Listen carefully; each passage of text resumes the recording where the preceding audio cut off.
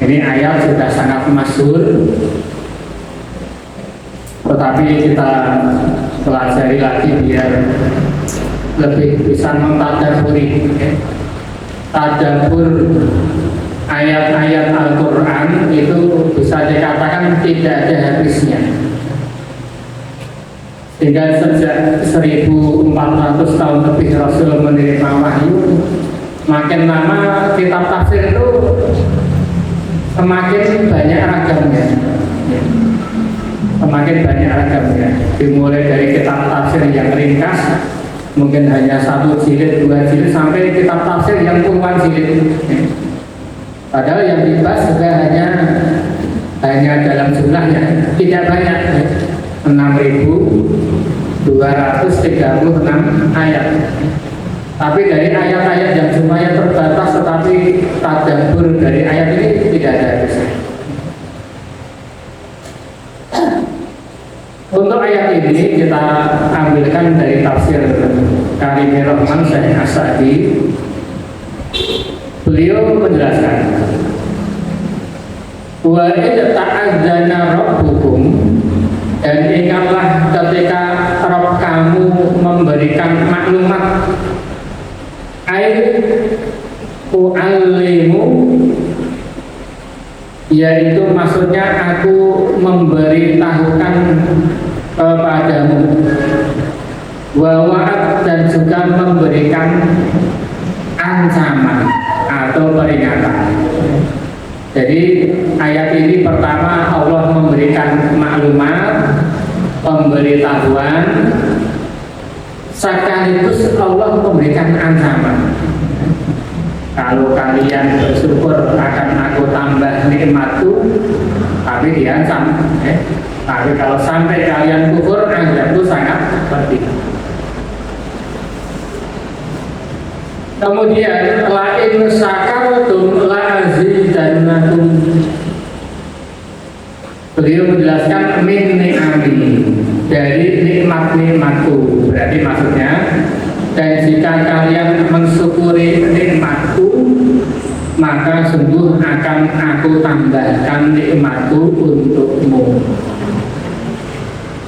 Ayat ini berisi kewajiban kita mensyukuri nikmat.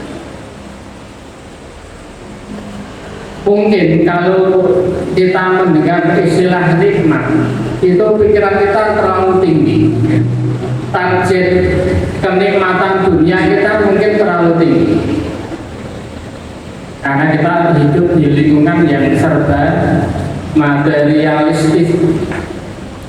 Orang itu kalau kaya raya lebih dihormati daripada yang tidak kaya. Jadi kehormatan orang di zaman ini itu hanya dilihat dari sisi apa? Materi.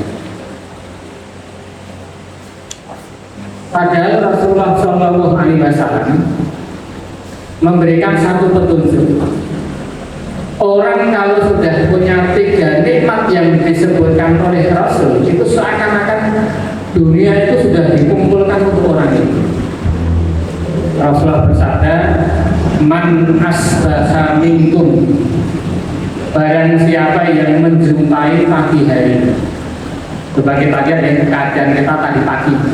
Karena kata Rasulullah apa? Man asbaha minkum, siapa yang mendapati pada waktu pagi hari. Kita bangun tidur pagi hari, kita cek. Kata Rasulullah apa? Aminan fi sirbihi, dia mendapati rasa aman di keluarganya. Aman apa betul Pak tadi pagi? Aman. Kita tinggal di satu wilayah yang aman, tidak ada konflik, tidak ada peperangan, mau aktivitas apapun bebas. Tidak seperti saudara-saudara kita di Gaza terutama. Dulu mereka berangkat ke masjid itu sewaktu-waktu bisa tikung. Sekarang berangkat ke masjid-masjidnya sudah tidak ada. Yang kedua, mu'afan fi jasadi, sehat badannya. Tadi pagi alhamdulillah kita sehat semua ya. Sampai malam hari ini masih kuat, berarti beraktivitas itu berarti kita sehat. Yang ketiga, wa indahu qutu yaumi, dia memiliki cadangan makanan pokok yang cukup dimakan satu hari itu. Ingat ya, makanan pokok berarti ini sudah di luar makanan yang tidak pokok. Qutun itu maksudnya adalah makanan pokok yang dikonsumsi manusia sehari-hari sebagai penunjang kekuatan fisiknya dalam keadaan normal. Kalau dalam keadaan tidak normal kan makanan apapun dimakan ya. Tapi output itu maksudnya makanan pokok dalam kondisi normal. Berarti kalau kita apa? Beras dan lauk lah. Secara sederhana cukup satu hari sampai malam hari. Kalau kita sudah mendapatkan nikmat itu, maka kata Rasulullah, "Faka'an nama khizatlahu dunya." Seakan-akan dunia itu sudah dikumpulkan untuk orang ini. Nikmatnya sudah sempurna. Berarti standar nikmat yang dianggap sempurna dalam konsep agama Islam itu ya tiga itu saja. Rasa aman, badan sehat, cukup punya makanan untuk satu hari. Dan besok bagaimana? Besok itu kalau kita masih ditakdirkan hidup, selama kita hidup Allah masih akan memberikan rezeki. Nah, di sini kan seakan-akan bulat ya. Maksud kita punya nikmat sekedar itu saja. Rasulullah mengatakan seakan-akan dunia sudah dikumpulkan untuk kita. Coba kita memahami hadis ini dari sisi yang lain. Misalnya begini, andaikan hadis ini kita pahami dengan kondisi saudara-saudara kita di Gaza. Di Gaza itu ada 2,3 juta penduduk. Nikmat aman mereka tidak mendapatkan, jelas. Sampai bulan Juli kemarin itu yang meninggal dunia itu 38.000. Itu warga satu kecamatan Miri, Pak. Miri itu 37.000. Satu kecamatan meninggal. Tidak punya apa? Keamanan. Yang kedua, kesehatan juga pasti terganggu. Makanan dan minuman saja terbatas. Yang ketiga, Pak, makanan pokok hari itu mereka tidak punya. Hari ini di Gaza itu jangankan kok makan, minum saja susah. Makan dan minum itu mudah mana? Mudah minum kan ya? Menghadirkan makanan dengan menghadirkan minuman lebih mudah menghadirkan ya? Minuman kan gitu ya. Jangankan kok makanan, minuman saja mereka kesulitan. Andaikan kita tawarkan kepada saudara kita di Gaza, kamu tak kasih keamanan, saya kasih jaminan kesehatan badan, saya kasih jaminan makan satu hari penuh, kira-kira apa Pak? Mereka pasti mengatakan alhamdulillah. Itu sudah nikmat yang luar biasa bagi apa? Bagi mereka. Tidak usah jauh-jauh ke Gaza. Dengan tawarkan tiga nikmat ini kepada pasien-pasien rumah sakit dengan sakit yang berat, yang sekarang tidur di ICU, di HCU, kondisi kritis. Itu kalau ditawarkan tiga nikmat ini Pak, dengan kita jamin rasa aman, badan dengan sehat, segar bugar, tidak sakit sama sekali. Tapi harta dengan kelong Pak. Harta dengan hanya tersisa makanan untuk satu hari besok saja. Kok mengira orang-orang dengan kondisi sakit berat seperti itu dia akan mampu. Karena merasakan badan sehat itu nikmat yang luar biasa. Orang rela mengorbankan harta untuk mendapatkan nikmat kesehatan. Maka inilah standar atau konsep agama Islam di dalam mensikapi nikmat dari Allah Subhanahu wa Ta'ala. Berarti nikmat di luar tiga ini nikmat sekunder. Nikmat berupa kendaraan. Orang nggak punya kendaraan juga nggak mati. Tidak punya pakaian yang melebihi kebutuhan dasar kita, tidak punya keturunan, itu sekunder juga.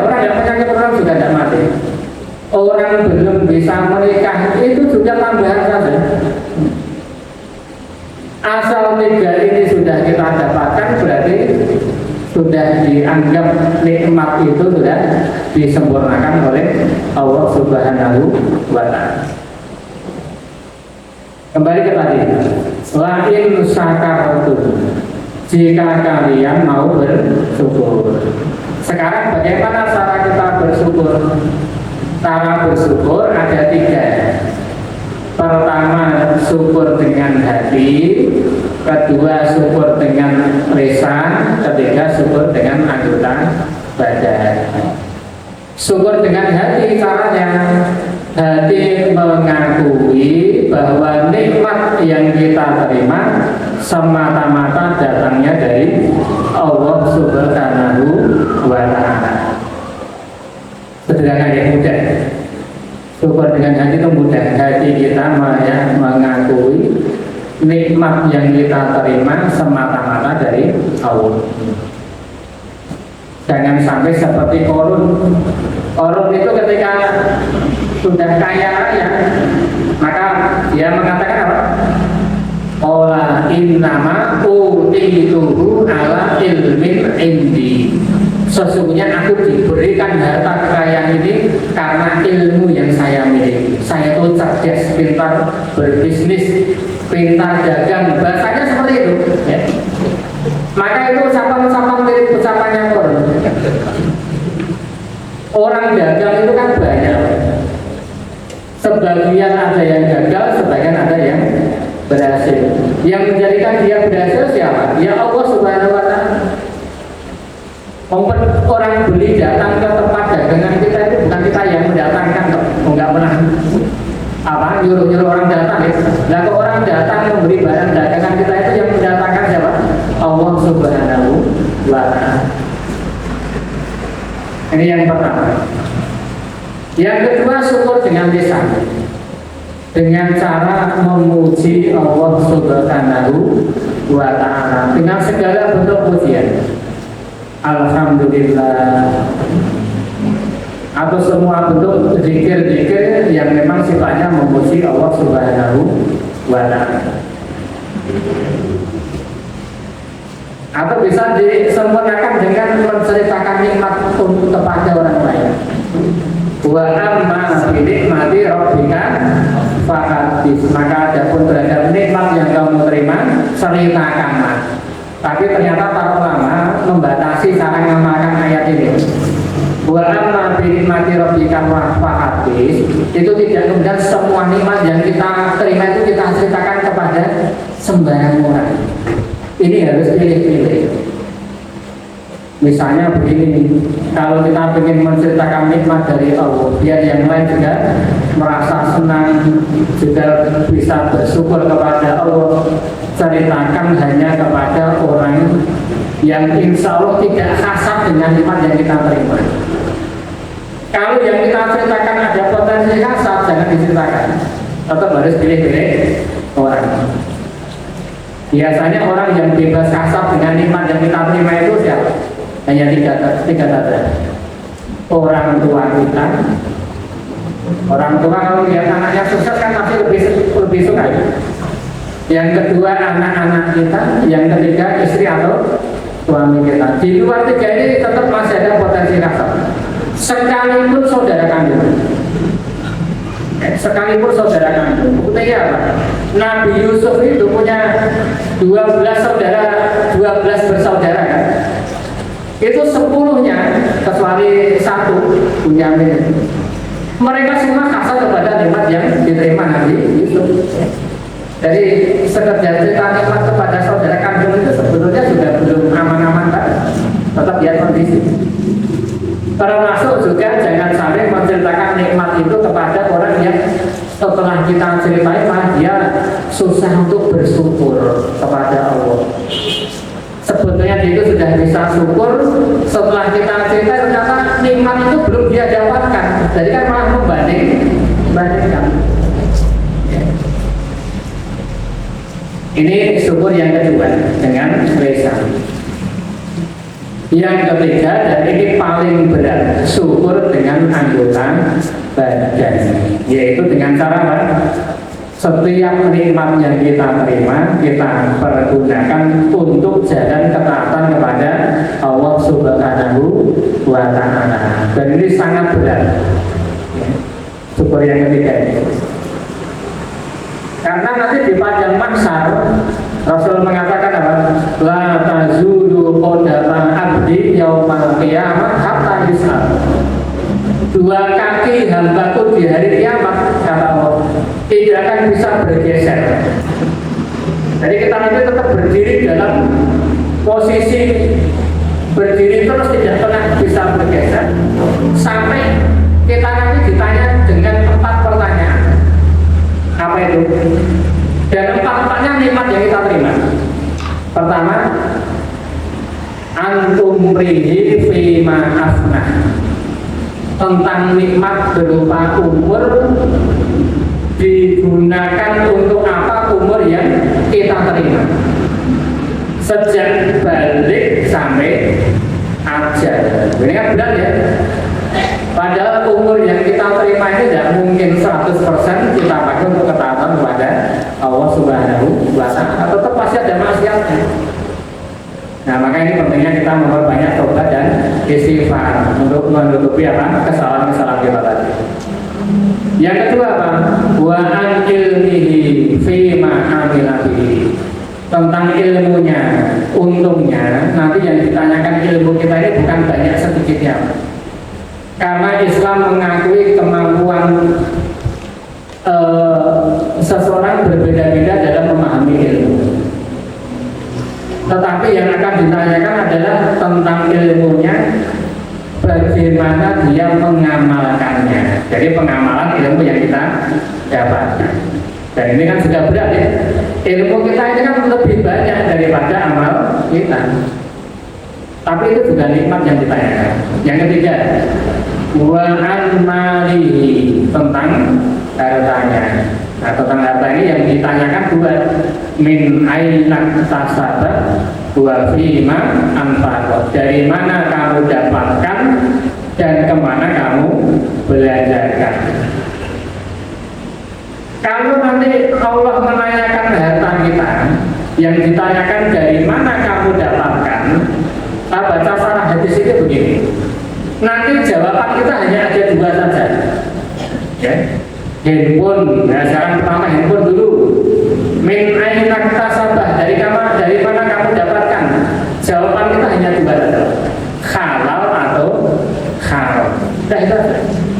Handphone sudah selesai. Pakaian kita halal atau haram. Sepeda motor kita halal atau apa? Haram. Uang kita halal atau haram. Semuanya ditentukan. Makanya nanti orang itu semakin kaya, semakin tertunda masuk ke dalam dana. Ya. Makanya tidak usah iri dengan orang yang lebih kaya daripada kita. Kenapa? Mereka nanti jauh lebih repot daripada kita.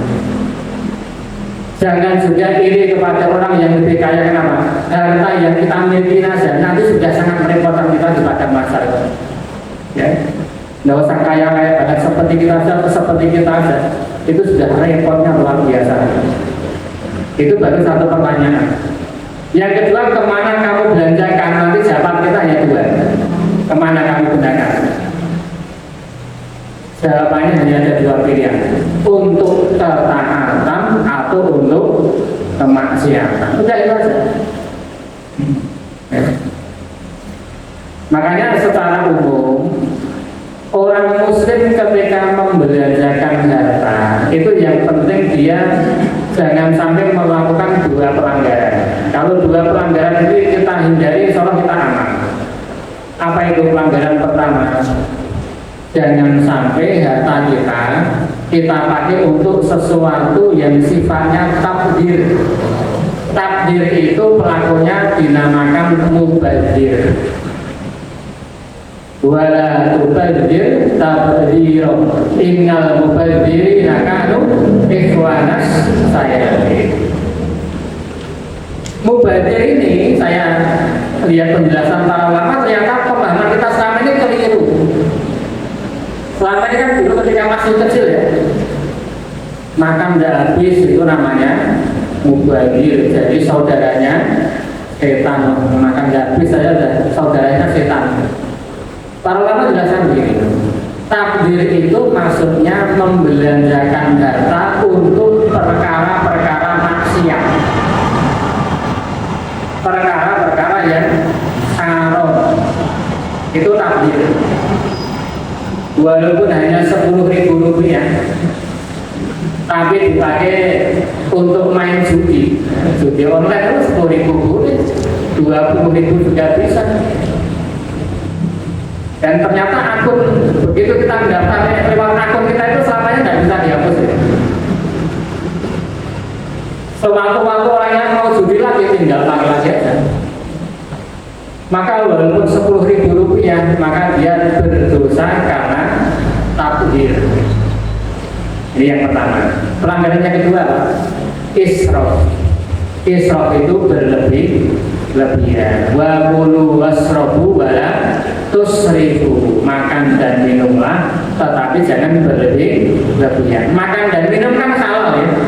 Tetapi walaupun makan dan minum halal, pesan Allah jangan berlebihan. Jadi israf itu membelanjakan harta dalam perkara yang halal memang, tetapi berlebihan atau bolos atau bermewah-mewah. Ini pelanggaran yang kedua. Jadi kalau pelanggaran pertama itu dia salah dalam masalah penempatannya di tempat yang haram. Dan pelanggaran yang kedua salah dalam masalah kadarnya, besarannya itu yang keliru. Memang betul kita makan boleh, tapi kalau terlalu berlebihan kan jadi apa? Jadi nggak bagus sudah. Jadi nggak bagus sudah. Sekali makan di hotel bintang 5 itu berapa? Saya punya tetangga dulu, dia kerja di salah satu hotel di Jogja, tapi itu beliau cerita sudah 15 tahunan yang lalu. Itu beliau jadi pelayan restoran.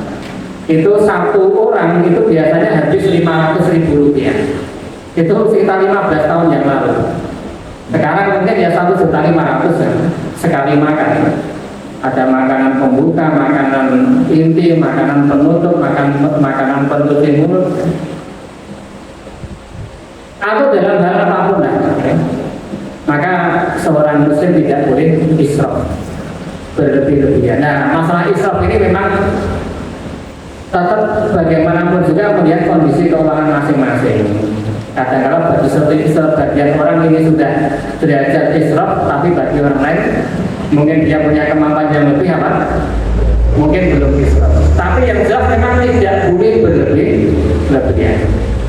Makanya dalam syariat Islam menggunakan emas untuk perhiasan itu haram. Ya, jadi kalau belajar mazhab Syafi'iyah, emas itu tidak boleh untuk perhiasan. Ornamen di masjid kok pakai emas, piring gelas dari emas itu tidak boleh, karena untuk menutup salah agar seorang muslim itu tidak melakukan apa? Israf, berlebih-lebihan. Baik tadi lain sakartum, jika kalian bersyukur.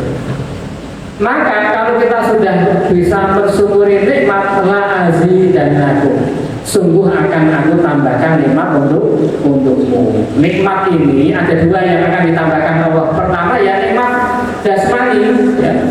Mungkin nikmat berupa harta, nikmat berupa kesehatan, yang sifatnya jasmani.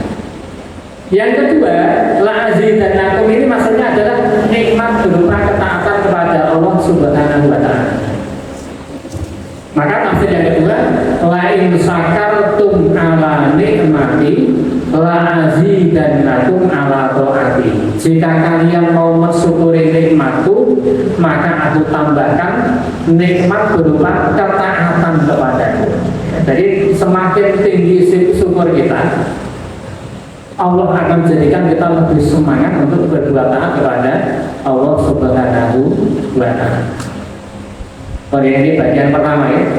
Tadi konsepnya asal rezeki yang kita terima tadi 3 ini, wah berarti kita ini sudah betul-betul wajib harus syukur kepada Allah Subhanahu wa Ta'ala. Lebih dari wajib, maksudnya wong 3 ini aja dan kita dapatkan saja kita tetap wajib syukur ya. Level 3 ini sudah kita dapatkan, aman keluarga kita, sehat badan kita, punya makanan untuk satu hari, walaupun mungkin untuk biaya sekolah, biaya listrik, biaya lain-lain serba kekurangan, tapi asal 3 nikmat ini sudah kita terima saja.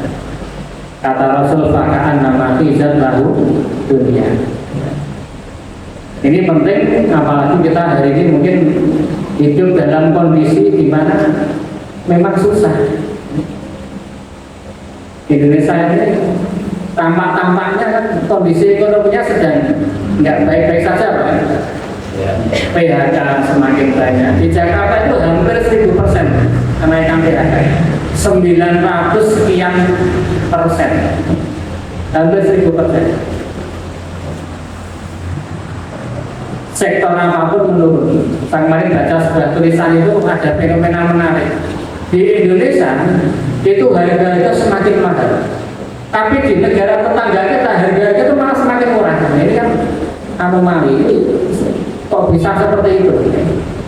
Saya punya teman habis berobat ke Penang, Malaysia. Jadi negara bagian Penang itu negara bagian yang memang sekarang difokuskan untuk pelayanan bidang kesehatan. Itu teman saya sakit jantung, yang berada di Semarang, di mana-mana belum bisa sembuh. Dia harus pasang ring. Dia cerita ke saya kemarin dari Penang, saya bawa 1 orang staf biar nanti komunikasi bahasa Inggris saya juga kurang lancar, dia juga tahu tempat-tempat berobatnya. Hanya habis 16 juta rupiah. Maksud saya hanya habis 16 juta, soalnya kalau di sini itu 30 lebih. Jadi di Malaysia, di India, di Thailand itu biaya kesehatan bisa separuhnya dari Indonesia.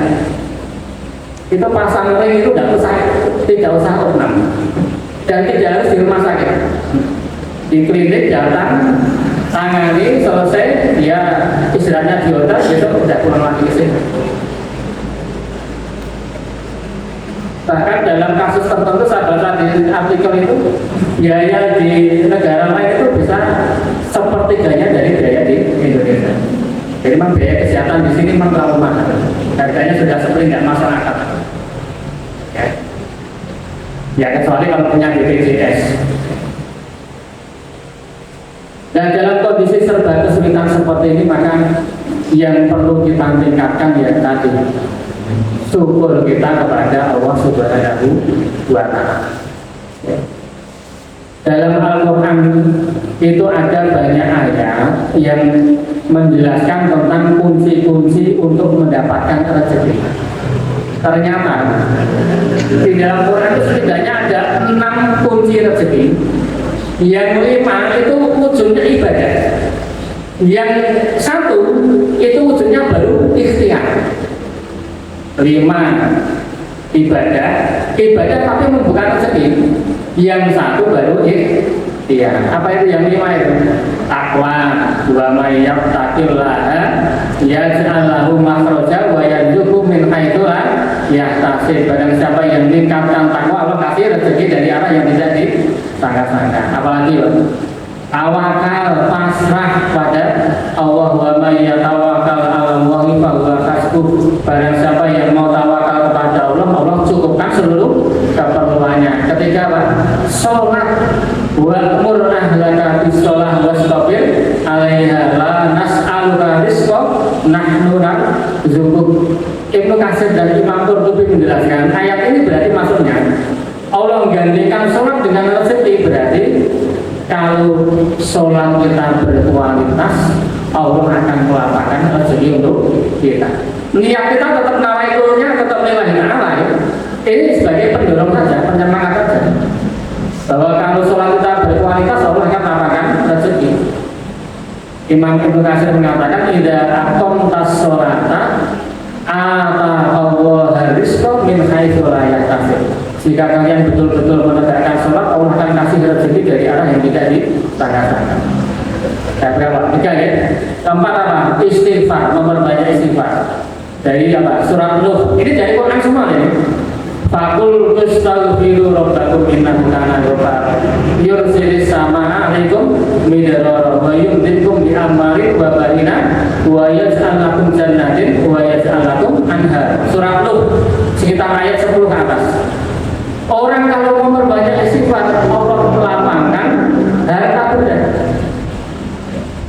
ya, 5 apa? Infak. Wa ma anfaqtum min syai'in fahuwa yukhlifu. Surah Saba itu ada. Dan apapun yang kalian infakkan Allah akan kasih ganti. Baru yang keenam, Allah perintahkan ikhtiar. Ikhtiarnya pun malah nggak member lah. Karena Allah mengisahkan surat Maryam ayat 25 soal ikhtiar itu. Ketika Ibunda Maryam hamil tua, beliau itu kan berteduh di bawah pohon kurma, tidak punya makanan. Orang hamil tua tidak punya makanan, tidak punya orang-orang yang dekat dengan dia, siapa yang masih makan. Maka kemudian Allah memberikan perintah kepada Maryam, wa huzzi ilaiki bijil'in nahlati tusakit alaihi rutuban janiyah. Wahai Maryam, goyangkan pohon kurma itu. Nanti buah kurma yang matang itu akan jatuh, nanti bisa kamu makan. Kan nggak member ya? Jangankan hamil tua, orang sehat seperti kita goyangkan pohon kurma, nggak mungkin jatuh ya. Tapi hamil tua, tapi kelasnya ibadahnya ya kelasnya Maryam soalnya. Goyangkan aja, nanti akan jatuh buah kurma. Itu pun dipilih yang masak-masak aja, yang siap dimakan. Langsung Maryam makan dari situ. Maka sebetulnya ikhtiar itu hanya 1/6 dari cara kita mendapat rezeki dari Allah Subhanahu wa Ta'ala. Jadi kan konsep yang sering ditinggalkan oleh kaum muslimin. Orang hanya mengejar masalah ikhtiarnya saja, malah meninggalkan kedekatan dia kepada Allah Subhanahu wa Ta'ala. Sampai tidak peduli dengan halal dan haram. Ya, kemarin saya lihat satu wawancara dengan salah satu tahanan Palestina di Perang Gaza. Orang itu sudah ditahan Israel itu luar biasa sekali. Ya. Dia itu sampai tidak dikasih makan berhari-hari. Ya, teman-temannya banyak yang meninggal dunia. Terus dia ditanya oleh reporter, dan terus kamu bisa bertahan hidup sampai tua ini bagaimana? Ya kondisinya lemah tapi masih hidup. Ya. Dia masih normal, akal itu masih normal. Ya. Karena saya wawancara yang lain itu sampai satu tahanan sampai hilang akal, memang gila. Ya. Itu sudah betul-betul keterlaluan penyiksaannya. Dia bilang begini, cara dia bertahan walaupun tidak makan berhari-hari. Saya itu ingat dengan sabda Rasulullah Sallallahu Alaihi Wasallam. Nanti ketika Dajjal turun, ya, sebelum Dajjal turun itu kan terjadi 3 tahun kekeringan. Ya, tahun pertama seperti hujan di Anda. Tahun kedua tambah lagi sepertiga lagi 2/3 hujan diberikan oleh Allah, tambah kekeringan. Tahun ketiga sama sekali tidak ada hujan. Kalau tidak ada hujan sama sekali otomatis gagal panen. Maka Rasul bertanya, ya Rasul, nanti kami makan apa? Maka Rasul mengatakan apa? Makan saat itu makanannya orang mukmin adalah tasbih, tahlil, takbir. Silakan memperbanyak zikir atau Allah kuatkan rezeki kita. Maka ternyata ini diamalkan oleh tahanan Gaza ini. Saya sering baca subhanallah, alhamdulillah, Allah Akbar.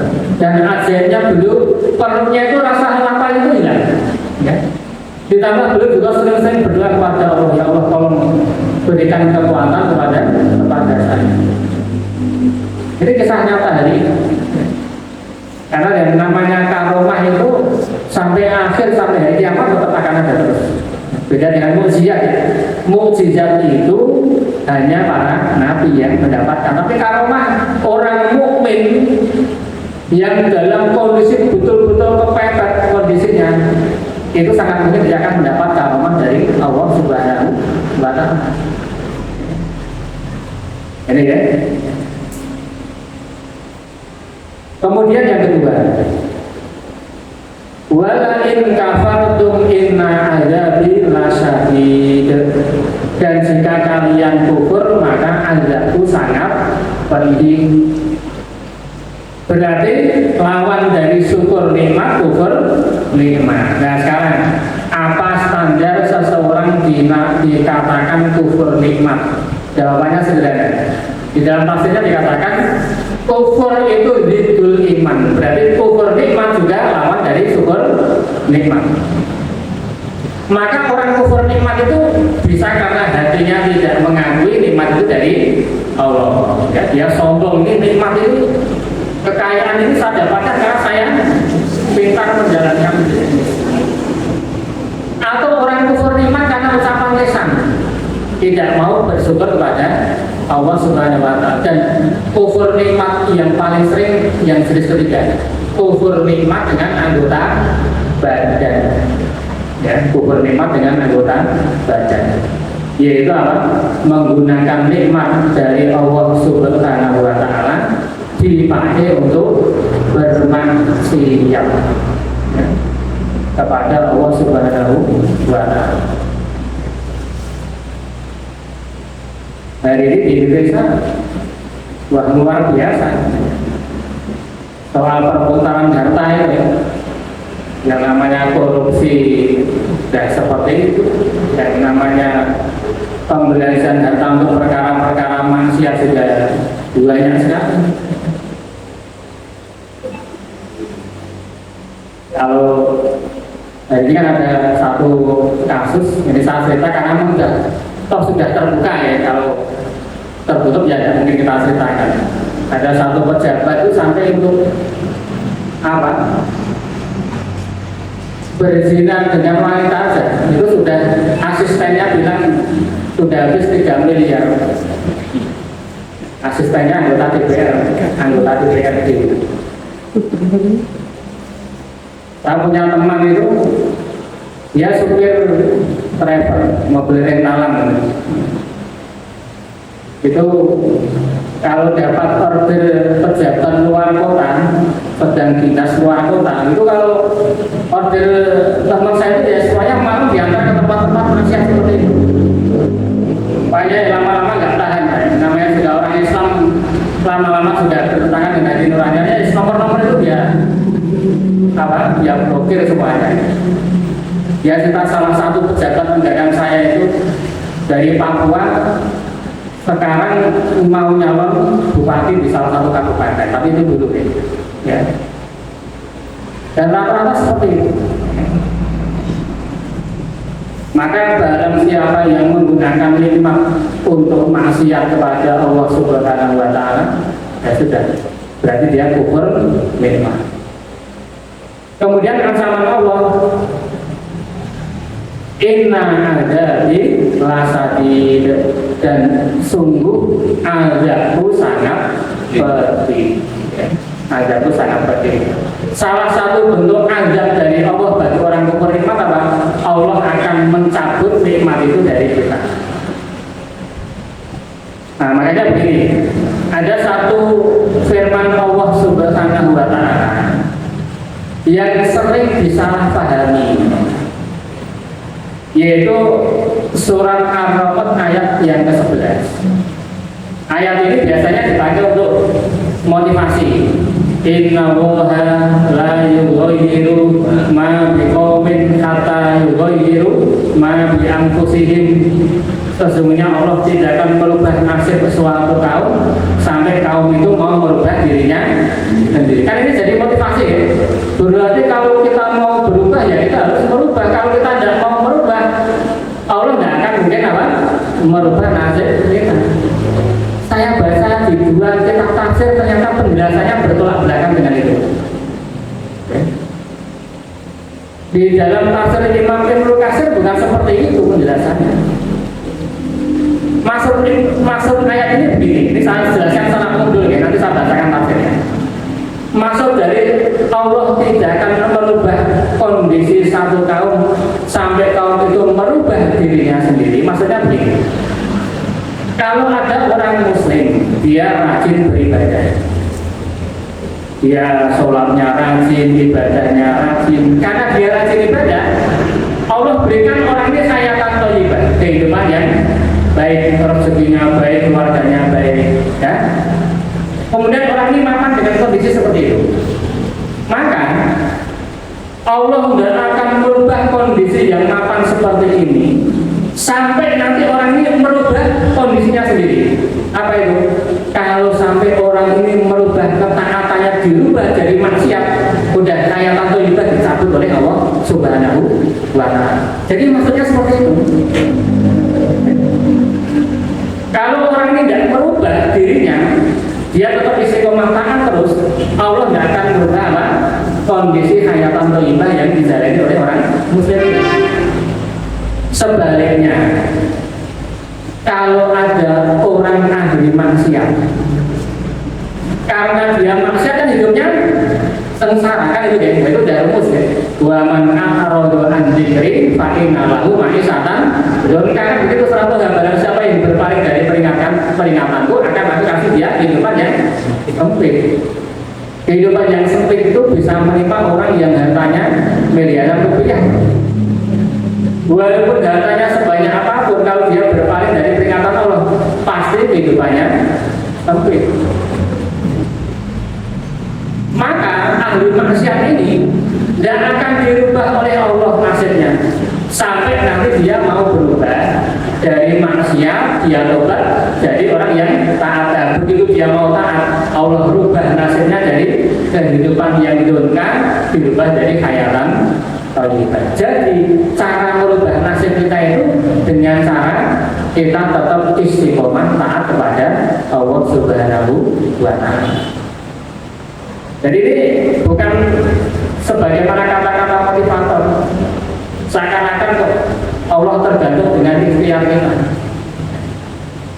Saya bacakan coba misalnya di dalam tafsir Imam Ibnu Katsir. Di sini beliau membawakan satu hadis untuk menjelaskan ayat ini. Allah berfirman, ini hadis kursi. Wa izzati wa jalali, demi kemuliaanku dan keagunganku. Wa irtifai fawqa arsy, dan demi ketinggianku di atas arsy. Ma min ahli qaryatin wala ahli baitin, tidak ada satu warga sebuah desa, sebuah tempat. Kanu alama karihtu min maksiati, warga desa ini, warga kampung ini, mereka selalu melakukan hal-hal yang aku benci, yaitu dia bermaksiat kepadaku, kata Allah. Lam takhulu anha, summa takhulu anha, ila ma akhbatu min ta'ati. Kemudian orang ini merubah yang sebelumnya maksiat, dia melakukan perbuatan yang aku cintai, yaitu berbuat taat kepadaku. Illa tahawaltu lahum amma yukrihuna min adabi ila ma yukrihuna min rahmati. Maka akan aku ganti nasib orang ini, dari sebelumnya aku timpakan azab yang dia benci, menjadi aku berikan kepadanya rahmatku, kasih sayangku yang dia cintai. Jadi ayat ini motivasi memang, tapi motivasi untuk takarub kepada Allah Subhanahu wa Ta'ala. Di dalam Majmu' Fatawa, coba ini biar lebih jelas. Di sini dikatakan, al-ayatul kalimah ayatun adimatun ta'ala ala annahu tabaraka wa ta'ala bikamali adlihi wa kamali hikmatihi. Ayat ini adalah ayat yang agung, menunjukkan akan kesempurnaan adilnya Allah Subhanahu wa Ta'ala dan sempurnanya hikmahnya Allah. La yughayyiru ma biqaumin, Allah tidak akan merubah kondisi satu kaum min khairin ila syarrin, dari kondisi baik tidak akan mungkin dirubah jadi jelek. Wa min syarrin ila khairin, kalau kondisinya jelek juga tidak mungkin dirubah jadi baik. Wa min rakhain ila siddatin, kalau orang ini sedang lapang tidak mungkin dirubah jadi sempit. Wa min siddatin ila rakhain, kalau orang ini sempit, susah hidupnya, tidak juga dirubah jadi lapang. Hatta yughayyiru ma bi anfusihim, sampai orang ini merubah dirinya sendiri. Fa idza kanu fi sholatin wa istiqomah, kalau orang ini orang yang soleh istiqomah, wa ghayyaru, tapi orang ini berubah, sebelumnya sholat istiqomah, sekarang jadi ahli maksiat. Ghayyarallahu alaihim bil uquba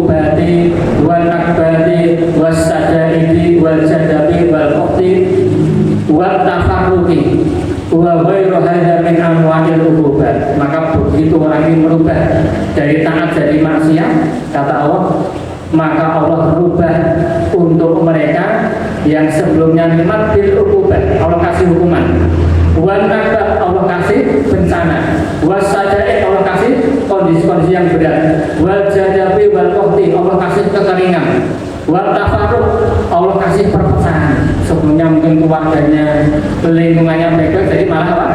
Terpecah belah. Kemudian Allah juga akan memberikan anwa'in uqubah, jazaan bifaq, berbagai macam hukuman sebagai ganjaran yang setimpal. Karena orang tadi sudah hidupnya enak, sudah taat, lalu malah dirubah menjadi maksiat kepada Allah Subhanahu wa Ta'ala. Saya kira demikian satu ayat surat Ibrahim ayat yang ke-7, mudah-mudahan ada manfaatnya, bisa kita amalkan ya untuk mensyukuri nikmat dari Allah Subhanahu wa Ta'ala. Sebelum kita akhiri, mungkin ada yang mau disampaikan. Kalau tidak ada, nanti kita akhiri. Oh ya, tidak cukup ya? Oke, mulai.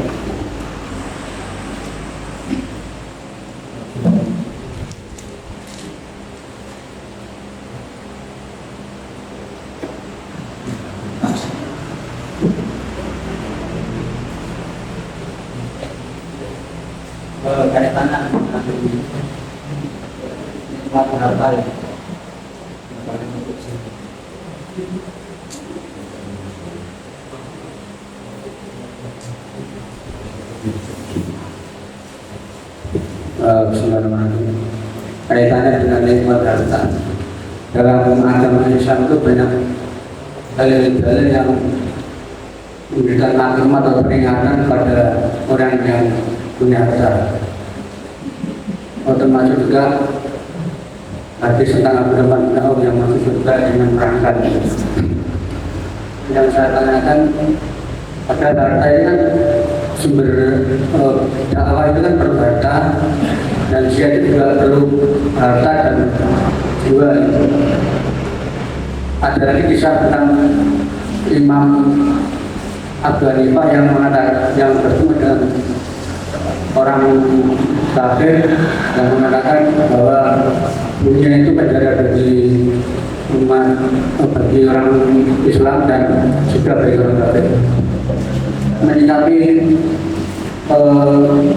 gimana ya, dua sisi pandangan tentang harta itu gimana menurut dasar?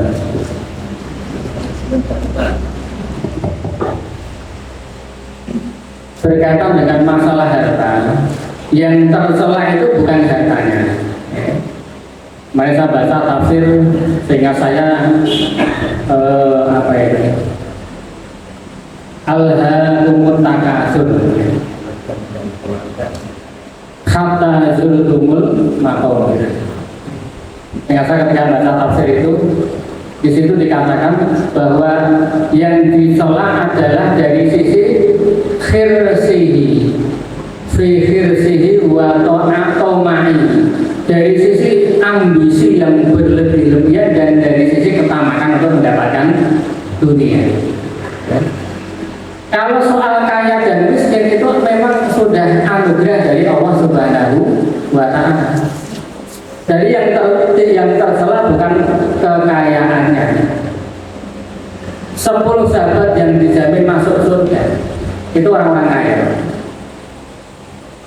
Khalifah Ali bin Abi Thalib itu ketika masih muda memang miskin, tapi nantinya diberi jadi orang kaya. Abu Bakar As-Siddiq, Umar bin Khattab, Sa'ad bin Abi Waqqas, Sa'id bin Zaid, Abu Baidah, kemudian apa? Abdurrahman bin Auf, apalagi Utsman bin Affan, mereka orang-orang kaya. Bahkan Rasul pernah menegur Amr bin As. Ketika itu beliau kan diangkat oleh Rasul jadi komandan perang. Ketika terjadi peperangan itu kan kalau menang dapat ghanimah. Ghanimah itu kemudian dibagi-bagi kepada pasukan, kan begitu. Umumnya para sahabat itu menerima ghanimah karena itu adalah yang halal, bahkan itu harta yang paling halal, ghanimah. Amr bin As ya Rasul saya tidak usah untuk masalah doliman. Ya Raja itu merasa tidak nyaman ya, maksud saya itu jihad, ingin mati saya itu dapat darah. Ternyata sikap Amr bin As ini tidak direspon dengan baik oleh Rasul. Rasul malah komentarnya begini, nikmal malus soleh li rasulin soleh. Wahai Amr, sebaik-baik harta yang halal itu kalau dipegang oleh orang yang soleh, maka lebih baik kamu terima. Kalau kamu yang pegang harta itu, saya yakin pasti kamu gunakan untuk kebaikan ya. Maka sepanjang orang yang memegang kekayaan adalah orang yang soleh, orang yang amanah, maka berdasarkan petunjuk dari Rasul, dia lebih baik memegang kekayaan itu. Karena dengan dipegang orang soleh, harta itu akan bekerja dengan maksimal untuk khususnya dirinya sendiri untuk membantu masuk ke dalam jannah dan secara umum membantu perjuangan Islam dan kaum muslim. Ya. Ini dilihat dari sisi apa? Kekayaan. Maka para ulama dulu itu kaya dan miskin itu levelnya sudah bukan masalah ambisi, tapi pilihan. Imam Malik. Jadi kenapa kok kaya dan miskin itu bilang? Karena saat itu saking mudahnya orang jadi kaya, itu kaya dan miskin itu sampai sekedar dari pilihan aja. Dan betul. Seperti ulama itu dulu gaji dari negara itu luar biasa besar. Dulu pada masa dinasti Bani Abbasiyah, puncak-puncak kemakmuran kaum muslimin, itu gaji guru itu 1.000 dinar.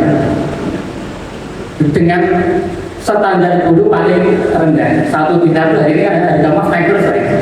1 gramnya mungkin bisa 1,3, 1,4. 1 gram emas katakanlah 5 juta. Nah sekarang lebih kali 1.000 berapa?